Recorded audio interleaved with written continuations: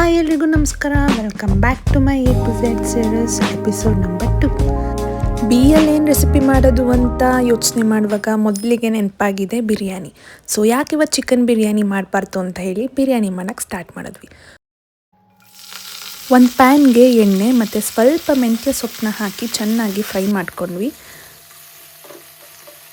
ಅದಾದಮೇಲೆ ಅದನ್ನು ಮಿಕ್ಸಿಗೆ ಹಾಕಿ ಅದ್ರ ಜೊತೆಗೆ ಕೊತ್ತಂಬರಿ ಸೊಪ್ಪು, ಪುದೀನ ಸೊಪ್ಪು, ಹಸಿರು ಮೆಣಸಿನ್ಕಾಯಿ, ಖಾರ ಎಷ್ಟು ಬೇಕು ಅಂತ ನೋಡಿಕೊಂಡು ಅಷ್ಟು ಮೆಣಸಿನ್ಕಾಯಿನ ಹಾಕ್ಕೊಳ್ಳಿ.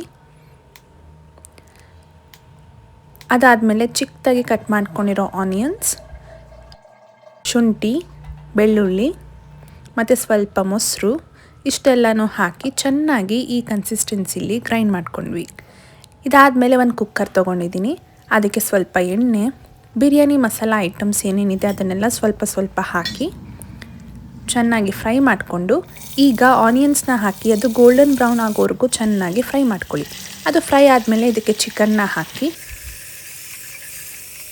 ಚಿಕನ್ಗೆ ಸ್ವಲ್ಪ ಅರಿಶಿನದ ಪುಡಿ, ಸ್ವಲ್ಪ ಪೆಪ್ಪರ್ ಪೌಡರ್, ಸ್ವಲ್ಪ ಉಪ್ಪು, ಸ್ವಲ್ಪ ಚಿಲ್ಲಿ ಪೌಡರ್ ಇದೆಲ್ಲನೂ ಹಾಕಿ ಚೆನ್ನಾಗಿ ಮಿಕ್ಸ್ ಮಾಡಿ ಚಿಕನ್ ನೀರು ಬಿಡೋವರೆಗೂ ಒಂದು 10 to 15 ಮಿನಿಟ್ಸ್ ಕುಕ್ ಮಾಡ್ಕೊಳ್ಳಿ.